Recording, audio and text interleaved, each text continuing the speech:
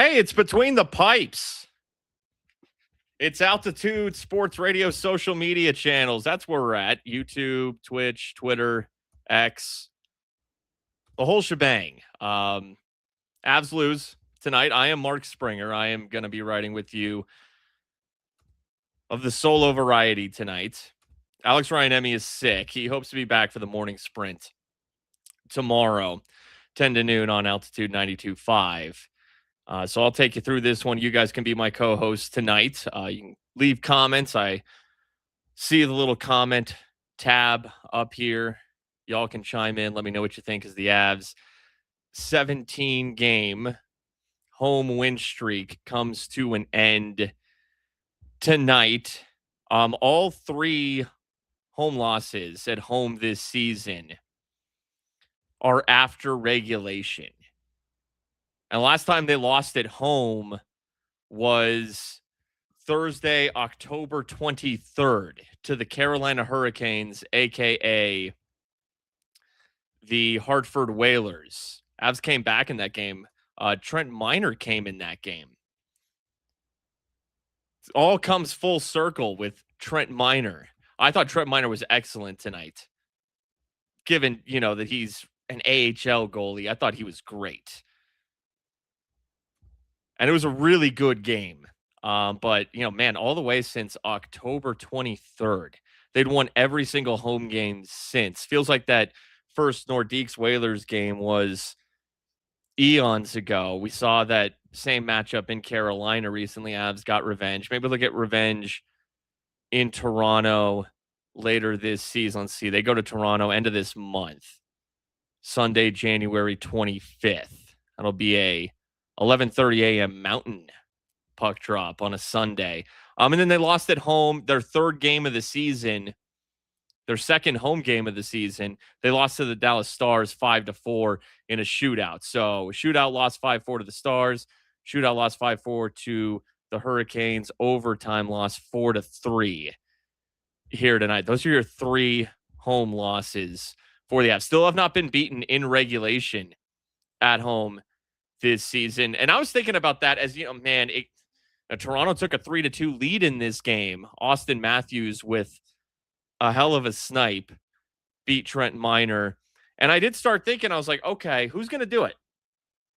Who's going to be the first team this year to come in and beat the Avs in regulation in their building? It's going to happen this season. It's probably going to happen. I mean, that happens. That happens to teams. Like I got to imagine every single team has a home regulation loss this season. I can say that with like 99.99% certainty, right? I mean, I guess I can't confirm that right now, but that's got to be. And so the Avs will sustain one at some point. I want to say this about the Toronto Maple Leafs, okay? I said that they would miss the playoffs to start the season. And it's so tough, making these preseason predictions, but Raj wants to do it. It's fun. I thought, hey, you lose Mitch Marner, you always leave. Maybe this was just going to be a season where Toronto kind of regress, but they're playing very well of late. They've now won 4 straight. They have won 6 of 7. They have won 8 of 10. They've won 8 of their last 10. That's actually a pretty good team. And you want to know what's funny about them? Their goaltender, Joseph Woll, it's pretty good. He got brought up on this show recently. Like, I think they actually kind of finally have a goaltender. Came into tonight with a .921 save percentage, 2.52 goals against. Improves to 11-4-2 on the season. 27 years old. 3rd round pick of the Leafs in 2016. He's good. I like him. Toronto was like Edmonton for years. Like, could they find a goalie? Lo and behold, right when Marner leaves, I think they've found a goalie. He was really good tonight. Trent Miner was really good. Let's see, he got 41 starts last year. Save percentage 909. Yeah, I noticed him the past couple years. He's good. Austin Matthews is really good. Certainly as a goal scorer. Yeah, that snipe he had was money. He did commit a penalty late in this game. A trip on Marty Necas, and I thought that was a really bad defensive play from Austin Matthews. Like, he goes down, Necas beats him, and he just keeps his stick out there, and it trips Marty Necas. Gave the Avs a power play. This game tied at 3 now, as Marty Necas scored to tie this game at 3. Nice pass from Nathan MacKinnon to find Necas net front. Necas net front. You like to see that. But the Avs did get a power play full 2 minutes late in regulation and could not score. They did get a power play goal tonight. Brock Nelson scored 5 seconds in. I guess that's one way to score on the power play is win the faceoff, have a nice little design play, or as designed as it can be, and get a shot off 5 seconds in. Then you don't have to set anything up because the Avs have not been great in the setup this year. So just score right off the draw. And that's what Brock Nelson did. Brock Nelson won that faceoff. And then the puck found him in the slot. And Brock Nelson, I think I saw, what is it? I think it's 19 goals in his last 28 games. Holy crap. Brock Nelson. He is on fire. No, I don't want to hear my own voice as I turn on, just freaking hit my phone. Thank you. Can't pause my mic with Raj not here. Brock Nelson. That was good. Marty Necas was excellent tonight. Talked about his goal. Cale Makar scored early. What a move by Necas. Little harsh spinorama, something like that. Just put on the brakes. I think it was Bobby McCann's whose ankle he broke. Man, Marty Necas. That was a heck of a move. And then he finds Makar in the slot, and Makar scores. So those are your 3 Avs goals. Unfortunately, Toronto scored 3 of their own, and then it came down to overtime. And all right, yeah, let's talk about this final sequence in overtime because that was a wild one and an interesting way that Toronto ends this game. So the Avs get a little breakout late in overtime. And I thought the Avs were better and more dangerous overall in overtime. And Necas gets the puck on the right wing. Avs have numbers. He finds MacKinnon. He has a look, does Necas, but he knows MacKinnon's trailing him. And it's a great pass by Necas. What a shot by MacKinnon. Beats Joseph Woll. He did not get the same bar down that Austin Matthews got. How did that Nathan MacKinnon shot not go in? What a rocket from Nathan MacKinnon. Thought the game was over right there. Puck goes down the other way. And there are some tired Avs on the ice, including Arturi Lehkonen.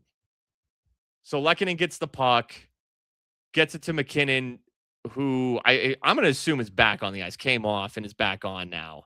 Because Lehkonen was dead tired. MacKinnon was not. But because Lehkonen is dead tired, he's slowly skating to the bench. Avs crowd, Ball Arena crowd comes to their feet. MacKinnon's holding the puck. He's waiting for Lehkonen to go off. Energy's up. They know the Avs almost just won this thing. They're looking for 18 straight at home. Avs have gotten the momentum back, tying the game up, playing better in overtime than Toronto. MacKinnon takes the puck up ice. Makes an outlet pass. Oh, who came on? Was it Necas? I mean, this game just ended. I haven't even had a chance to rewatch the final goal. But MacKinnon forces a pass after he has to wait for like 5 seconds for Lehkonen to get off the ice. Turnover. Matthews gets it far side. Little off-the-wall pass to... Oh, look it up. I know Matthews had the pass. Oliver Ekman-Larsson. Hey, good veteran D-man. Oliver Ekman-Larsson. He had 2 assists tonight. Who finds Nylander, and Miner slides to try to make the save. Tries to cover the 5-hole with his goalie pad, or excuse me, goalie stick. And he can't do it. It's a good low shot by Nylander. Game over. Leafs win. So, my big takeaway there is McKinnon forcing that pass, which is a shame because he damn near almost ended that thing. I'll give Nathan McKinnon a ton of credit, though. He hustled his ass back because he saw that Nylander on the right side was ahead of the lone D-man back, who was keying in on Ekman-Larsson. He knew he had to get back to that far side. So, yes, it was Nathan McKinnon who slid in trying to stop that shot. It was too late, but Nate busted his ass. And I've heard, we talked about that. Somebody brought up in the chats, like, someone had brought up, maybe multiple people, that Nathan McKinnon doesn't care in 3-on-3 overtime. He didn't hustle back sometimes. No, he gave it his all there. Okay, Peter says Nichushkin was the one who came on. Okay, so he forced the pass to Nichushkin. Either way, it was whoever came on, as apparently was Nichushkin, was covered. And I mean, I wonder, that crowd getting amped up. Nate's just standing there waiting. There's plenty of time left in overtime. But he just got a little fired up, I think, did Nate. Like, all right, I got to get Lekkonen's off finally. Okay, go make a play. Whoops, it's not there. You want to circle back in that 3-on-3 overtime. If nothing's there, you want to circle back and make sure you maintain possession. You do not want to force anything unless you're deep in the O zone in 3-on-3 overtime. So there you go. That's how they lose the 2 points, but they do get 1 point. And I think Toronto's good. I'm going to be dead wrong that they missed the playoffs. Like, this is sneaky solid team. Raj brought up to me a couple weeks ago the rumor that Pete DeBoer could be taking over for Craig Berube, and lo and behold, they've won 8 of 10. And I do think, okay, yeah, they lose Marner, but they traded for Brandon Carlo at the deadline last year from Boston.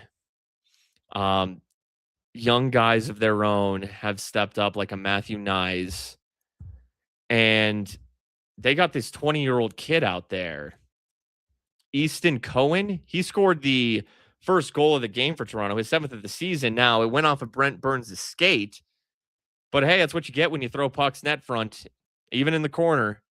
This kid's 20 years old. He was a late first-round pick, I believe, last year. So you got to start, if it feels like a little bit of a transitional era for the Leafs, but you can mask that if you get decent, quick returns on young players. And they're pretty solid, when you're not investing a lot of money in it because you're already paying Matthews. I think Tavares finally, that contract came up, but he did re-sign, but at a much cheaper clip. So they're a little more spread out. Bobby McCann, who scores that breakaway goal, I know that he got absolutely twisted into a pretzel by Marty Necas, but Bobby McCann has 14 goals on the season. You need production from players like that. Or was it Jake McCabe that he put into a pretzel? It might have been McCabe. Either way.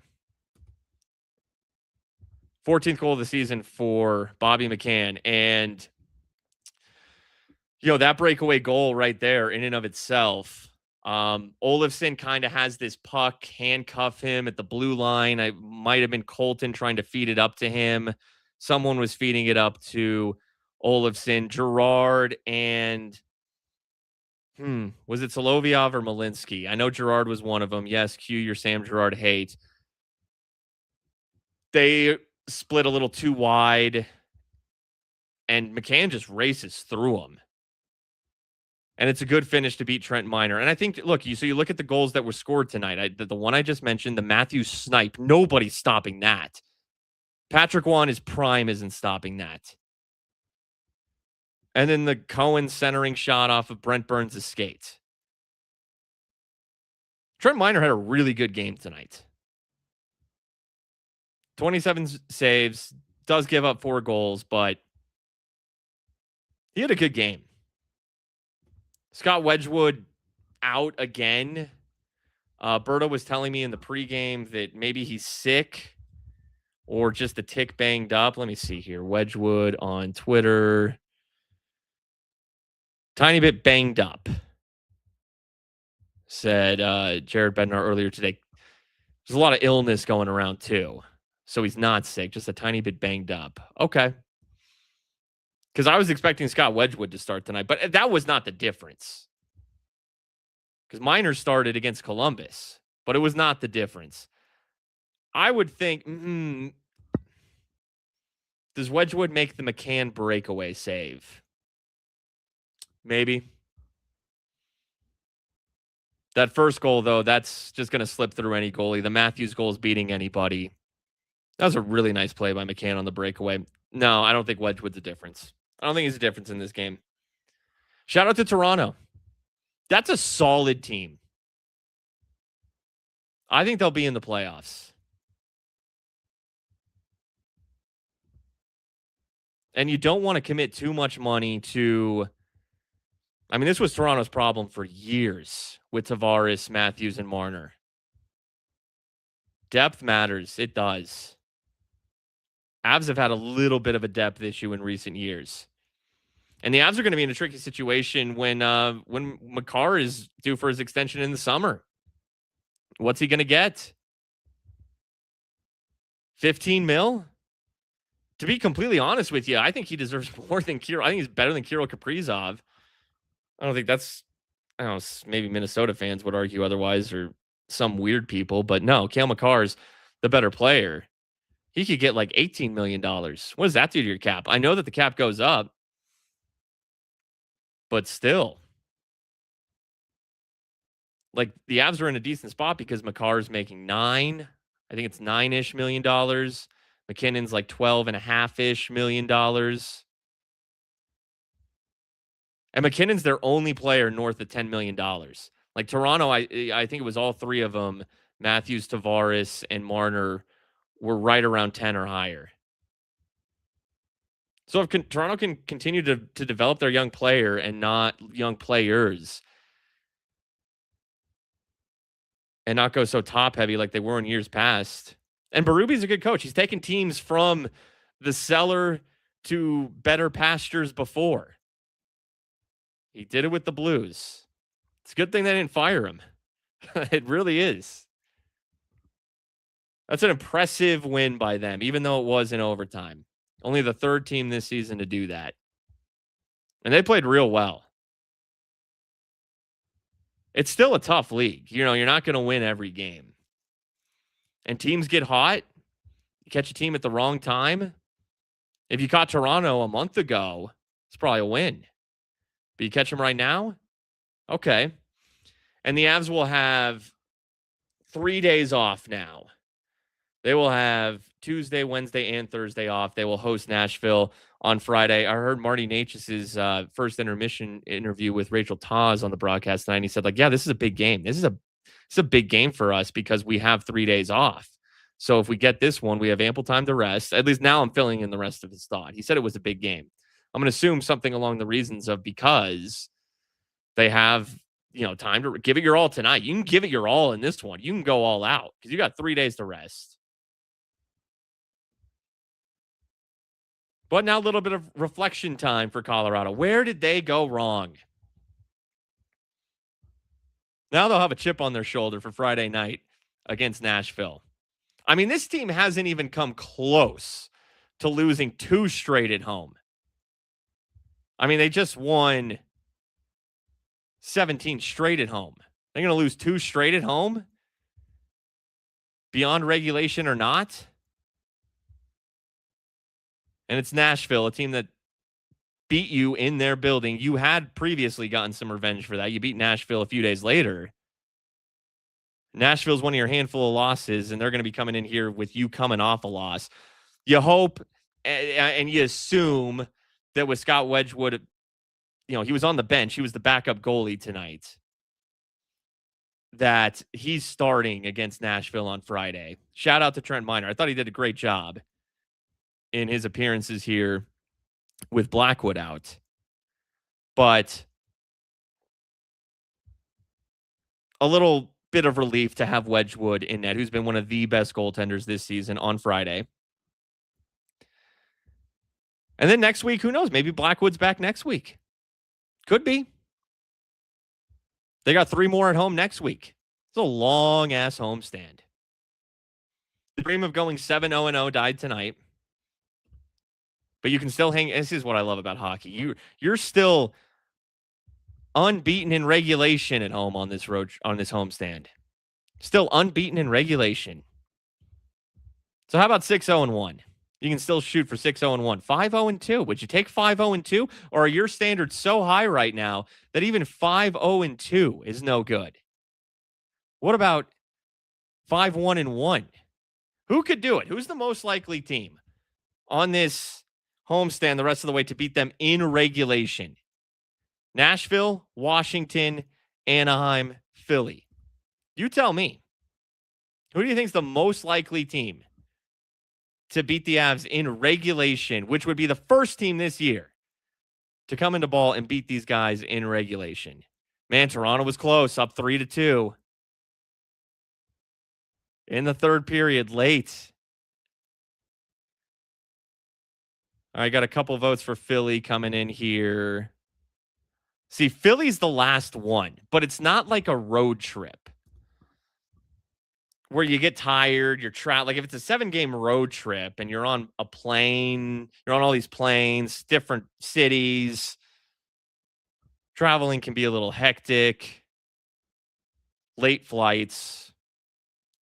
Yeah, game 7 gets a little dicey, but when you're at home, it's just another game. Sleeping in your own bed. Because, I mean, you are playing one of these every other night or so. So even though Philly's solid. Avs won in Philly earlier this year. And I feel like they were undermanned that day. Maybe it was the second day of a back-to-back and they got really gassed in the third. That's what it was, but held on to win. No back-to-back on this one, and you're at home the entire time. I would go Washington or Anaheim. Nashville is sneaky, but this team's going to be pissed. Friday night, good weekend crowd. So I'm not going to go Nashville. I'd go Washington or Anaheim. If I were to pick between the two,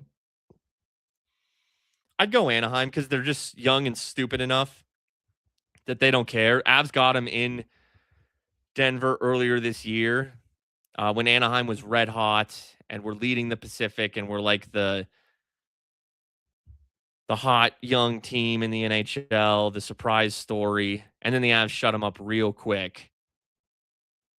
But that's still a good, young, talented Ducks team. Who they want to show they could come into Denver and that'd be a huge win. That'd be the win it's the win of the year for any team that does it. Benny says Anaheim is 1-8-1. I assume in their last 10. Is this their last 10 that you guys are talking about in the chat? Yeah, obviously Anaheim has dipped a little bit, but there is a reason that they got off to as good of a start as they did. And I really do like that team. Like I picked them as a wild card team. It looks like that could be where they end up.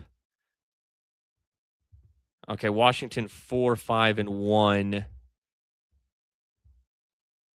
Yeah, I mean, these teams are. I think Nashville actually might be playing the best hockey of any of these teams right now, which is funny enough. The team the Avs will see next. Philly was hot there for a sec, but now they've lost 3 in a row. So the hottest team is actually Nashville. I don't know what they are. They're 6-4-0 in their last 10. Feels a little better than that, actually.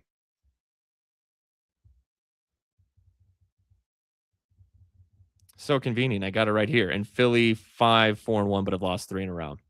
Yeah, I'm going to go Anaheim 1, Washington 2, Nashville 3, but good luck playing this team after a loss at home. I'm going to go Philly 4, even though that's the last one. So still plenty of opportunities to get lots of points here. You get a point today. You got a 5 out of a possible first 6 on this homestand. And of course, they are ahead of the Dallas Stars. We got to check the Dallas Stars score. I mean, if the Stars are playing on the same night as the Avs, hell, if they played the night before, you're talking about what the Stars did because that's just what we do. Dallas won tonight, 3-1 at the Kings. So that'll cut. That's 1 point. They gained 1 point. All that work. Going to LA, decent little LA Kings team. Nothing special, but hey, you're on the road. Dallas had dropped some of late. 3-3-4 in their last 10. Oh, I love this last 10 column on the ESPN.com standings. Okay, let's see here now. That puts them 11 points back. That puts them 11 points back. All right, so they were 12 points back. Now they're 11 points back. You got an 11-point cushion. You do have a game in hand still, too. Minnesota lost tonight. Minnesota got crushed at home by the New Jersey Devils. And I think the Devils just lost like 9-0 in Long Island. But Jack Hughes is back. Jack Hughes did not score tonight, but it didn't matter. So if there was any world where, because look, Minnesota and Dallas were about tied the other night in the standings. And we're all Dallas. Yes, Dallas does have the better chance. I think they're a better team than Minnesota, but I think Minnesota's right there. Minnesota 13 points back. So if there was ever a world where Wild fans or anyone was like, hey, maybe the Wild could catch them, you didn't do yourself any favors tonight. So you're still in a great spot. 74 points on the year. Next closest in the NHL is the Stars with 63. You got 4 very winnable games coming up. Let's take a look at that road trip coming up for Colorado. Now I'm curious what they do after that. Okay, so then they'll play Toronto. That's the first game of this road trip after the homestand in Toronto. So right off the bat, I like that. I like that it's the first game because you're fresh. You haven't been traveling out east. So good chance for revenge on Sunday the 25th, and they're at Ottawa. They get 2 nights off, Monday, Tuesday off, Wednesday at Ottawa. Back-to-back, though, in Montreal, so that's tough. Saturday at Detroit, and Detroit almost blew it tonight to the Hurricanes, but ended up winning, I think, in overtime, 4-3. And Detroit leads the Atlantic. And Detroit, see, are they the best team in the NHL? They're tied with Carolina. I don't know who has that tiebreaker. Carolina has a game in hand on them. But I brought this idea up on the Blitz tonight. What about a Red Wings Avalanche Stanley Cup Finals? I mean, I don't know who's coming out of the East. The East in the NHL is kind of like the AFC in the NFL. I don't know who's coming out. I sure hope it's the Broncos, and it very well might be. What if Detroit came out? What if Colorado came out of the West? What if it was an Avs Red Wings Stanley Cup Finals? I don't know if Detroit's quite ready for that, but they are leading their division and tied atop their conference. So that'll be a fun game. They got to have juice, you know. And the only way to get juice between Avs and Wings nowadays, both teams have to be good. Both teams have to be good. And then it helps if, you know, somebody punches somebody in the face or something like that. But both teams have to be good.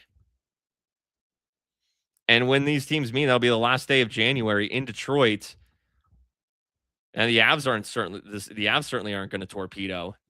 That's going to be a tough road trip. They might drop a couple. Well, I hope they don't, because that would mean they either get swept in the back-to-back or lose in Toronto. But maybe one. But the Avs aren't going to fall too far at all. And they got a great bounce back factor, does Colorado too. I mean, they haven't lost back. No, they have lost back-to-back games. Back in October. They actually lost 4 straight. Can you believe that? That doesn't even feel real based on how good their record is. They lost 4 straight. Even if the Avs lost 4 straight right now, they'd still have like a 3-4 point lead on Dallas. But let's hope that doesn't happen, and there's no reason it should. Thought they played very well again tonight. They also will host Detroit 2 days later, first game of February in Denver. So a little home and home with the Red Wings. Little series for you, Avs and Wings. Maybe if some shenanigans go down in Detroit, there's some heat at Ball Arena. And for any of the kids who didn't grow up watching Avs Red Wings, there's been nothing like it since. Nothing. Those teams fucking hated each other. But that's a little bit down the road. That'll be at the end of the upcoming road trip. And then once they're back home, they still got 4 more at home. But overall, you look at that schedule and no way you're going under 500. Certainly with the 4 coming up at home. And that will be a tricky 4-game East Coast road trip. Ottawa's the weakest, but if they could get their, I don't know, was it that stupid rumor? What the hell's wrong with the Senators? They're better than this. So that's a tricky little 4-game trip. All the more reason to maximize your points right now. You know, because we're debating which one is the toughest, which one could do it. Let's be honest. None of them should, as long as the Avs bring their A game. You're going to have to play on the level Toronto did. And Toronto's hot. Toronto's playing well. Like maybe Anaheim can play on that level. That was a really high level that Toronto played at tonight. That's what you got to do. I don't think the Avs gave him much. Like you got to come in and you got to play at your highest level. You got to have some talent. You got to have a good roster, and then you have to play at your highest level to come into that building and win. And of course, like, I don't know, it's the type of Eastern Conference. Maybe the Leafs make it to the finals. Like, wouldn't that be something? After all these years, you know, where they were like kind of maybe a real contender, real-ish. They weren't really viewed as a contender or a true Stanley Cup contender this year.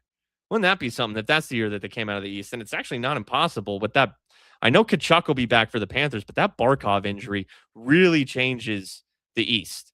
It does kind of become a scenario where if the Panthers were fully healthy, that'd be my pick. But sans that, Detroit could, Toronto could, wouldn't shock me. And you can go with some, you know, hey, look, Panthers could still do it, Pants Party. Lightning have the pedigree. But I don't think it's a given. East is weird. You just saw Buffalo go on a 10-game win streak. East is weird. But that's what you got to do if you want to come into Denver and win. And, man, that to me was more impressive what Toronto did tonight than like what Carolina did earlier this season when they came in and won. Because the Avs fought back. They were down like 4-1 in that game. Avs storm back. And they lose in overtime. But Toronto, this was back and forth all night. That was a really good game. Really good game. Both teams played very well. I know it sounds like I'm giving out Capri Suns and orange slices after the Little League game, but seriously, like that was tip the cap. Someone was going to come in here eventually, and maybe a team that was a little unheralded, but just was got hot at the right time and started to believe and feel themselves. And of course, like if this was a cup final, like yeah, there's no 3-on-3 overtime. And yeah, I mean, if you had to start Trent Miner in the Stanley Cup Finals, you would, and you'd actually feel okay about it. Would you feel okay about it? If Blackwood was hurt and Wedgwood was a little banged up. See, I think if Wedgwood was a little banged up, he would have played. Now, like I said, I don't think this impacted tonight's game, but that would certainly be odd if Wedgwood was a little banged up in the Stanley Cup Finals. But you went with Trent Miner. Hey, maybe Trent continues to get spot starts due to injuries and he proves himself worthy. Maybe Trent Miner could win a Stanley Cup in net for the Avs this year. We certainly, I mean, that would suck if it came to that because that would mean that the woodshed is out. That would be something. And hey, man, I was thinking this too, watching Joseph Wall play tonight, and how I think that just having a solid, reliable goaltender, and Wall's a younger guy coming into his prime, maybe like where Blackwood was a few years ago, even though Blackwood had some struggles. But what a difference it makes when you have a reliable goaltender. And we know that here, don't we? It changes everything. So Toronto can lose a Marner, and I do think maybe it makes them a little more well-rounded now and will probably make them more well-rounded in years to come if they don't, give out stupid money. But their issue for years was like Edmonton's, don't have a goalie. And when you have a goalie, it changes everything. I mean, what do they say in the playoffs? A hot goalie can carry you. We've seen hot goalies take 8 seeds. We talked about Jonathan Quick not too long ago. Can't remember if it was on this show or another show I did with Raj, but I brought up the 8 seed Kings and Jonathan Quick, and because we were talking about the idea that like a hot goalie can just carry you, and we've seen it. Like you can be a above average, solid team, but you don't have to be great. But if you have that goalie, and especially, and I'm talking about a 7-game series, just on any given night. Now let's take it all the way back to just one single regular season game, like tonight was. Because the Avs put Joseph Wall had some really nice saves. Like when they put up however the fuck many they put on the Senators, and Levi Marilainen goes out and Mad Sogard comes in, and then Marilainen comes back in, and the Senators, those are not great goaltenders. And a couple of the goals that Mad Sogard allowed, I was like, okay, hey, good for the Avs. I think they were both power play goals. Avs, by the way, up to 3 power play goals now on the homestand. They were 2 of 8 coming into tonight, and they are now 3 of 11. Okay. Keep in mind, so the 3 power play goals on this homestand were against 2 were against Mad Sogard, who's bless him coming into that catastrophe. It doesn't strike me as a great goaltender. And right off of a draw tonight, which, hey, good play all around by Brock Nelson and those who helped him out, but really Nelson was at the center of all that, from winning the faceoff to shooting it in the slot. Those are their 3 power play goals. 2 against a below average goaltender and 1 right off the draw. Hey, whatever gets it done. Kick that puck in the net on the power play, as long as it's not distinct. Use your chest. Use your head. Header that thing. Can you use your head? I feel like I've talked about this with people, and I can't remember what they've told me. Use your head. Whatever it takes. Bad goalies. Right off the draw. Put a blindfold on. I don't care. 3 of 11 is 3 of 11, damn it. Hell yeah. So let's see if they get one on Friday night against Nashville. The way it's going right now, which overall is really well, let's keep that in mind. But why does it feel like something in the near future is going to come down to that damn power play? Like they could lose the Nashville game on Friday night because of the damn power play. Got to get to 4. Got to get to 4 on Friday night.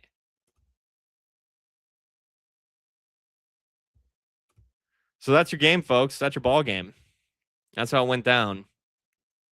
Avs lose 4-3 in overtime. Raj out sick tonight. I was wondering if DMAC was going to come on from Ball Arena, but he's sick too. That's right. He did his show at his little house studio today. Okay. All right. Well, thanks for chilling with me, everybody. We appreciate you. I appreciate you tuning in, commenting, enjoying the best team in the NHL. Still very much so. That's what this team is. Another cliche for you. Can't win them all. No, you sure can't. All right, we will talk to you on Friday night for the Avs and the Predators after the Avs and the Preds. Should be a good one. I'm a big fan of Friday and Saturday night games. Just good juice, good energy. Everyone stay good, stay safe. Tune in after that game. We'll keep you company. We'll keep you occupied. We'll have some fun. Hopefully the vibes are really good. You know, one of those good Avs win. I don't care. Get it done in overtime. Give the Predators a point. I don't care. Whether you blow, any win is good. It's going to be a fun one if they win. I feel it on Friday night. So we'll have a party, a little Friday night weekend or mid-January party. All right, we'll talk to you Friday night. Thanks for watching. Thanks for listening. Have a good night.